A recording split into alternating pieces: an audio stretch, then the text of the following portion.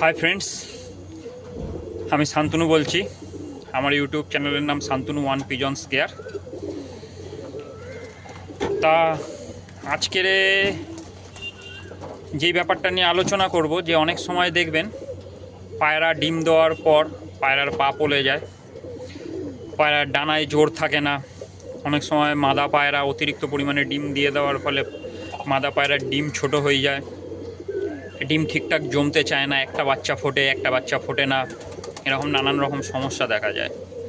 তা সেটা নিয়েই এক বন্ধু আমাকে ফোন করেছিল, তার বাড়িতে এরকম সমস্যা হয়েছে।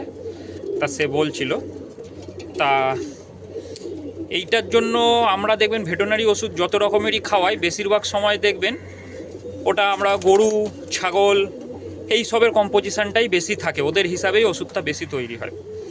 এই একটা ওষুধ আছে যেটা বেসিক্যালি বার্ডের মানে পাখি টাকির জন্যই তৈরি হয়েছে। ওষুধটার নাম হচ্ছে ক্যালগোফস। তা আমি এটা ডেসক্রিপশন বক্সে নামটাও দিয়ে দেবো এবং ছবিটাও আমি দিয়ে দেবো।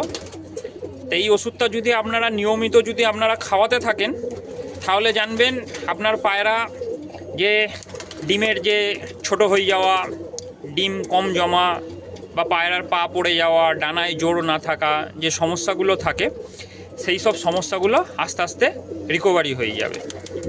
তা এইটা আপনার ঘরেতে মোটামুটি 100টা পায়রা যদি আপনি সপ্তাহে 2 দিন দেন, তাহলে 20 ml হিসাবে দেবেন, আর সপ্তাহে 3 দিন দিলে 15 ml হিসাবে দেবেন, কারণ আমি এই হিসাবেই দিই।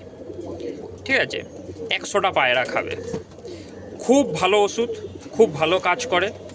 আমার ঘরে একটা কালো মাদার এই জিনিসটা হতো, মাদায় মাদায় জোড়া খেয়ে এত ডিম দিয়েছিল, পায়রাটা ডিম দেওয়া মাত্রই পা পড়ে যেত। এখন ভগবানের আশীর্বাদে পায়রাটা পুরোপুরি রেডি হয়ে গেছে, পায়রাটার আর সেরকম কিছু সমস্যা হয় না।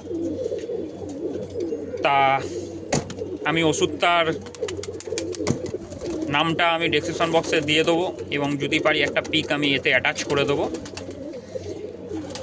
আর এক দাদা বা ভাই আমাকে কমেন্ট করেছে যে দাদা আপনি একটু পরিষ্কার হয়ে চুলদাড়ি টাড়ি কেটে একটু ভিডিও করবেন। আমি বুঝতে পারছি যে আমি সত্যি এরকমভাবে ভিডিওটা ছাড়ি, হয়তো আমি কোনো সময় ওয়াচ করিনি, একটা লুকের ব্যাপার থেকে যায়, লোক ভাবে কীভাবে ছাড়ছে। তা উনি আমার ভালো কথা ভেবে আমাকে এই সাজেস্টটা করেছে, খুব ভালো লাগলো যে উনি শুধু ভিডিওর সঙ্গে সঙ্গে যে আমাকেও ফলো করেছে, যে আমারও একটা থাকা দরকার, উনি যে আমার কথা ভেবেছে, খুব ভালো লাগলো। এইটা কি বলবো, আর খুব খুশি লেগেছে ব্যাপারটা।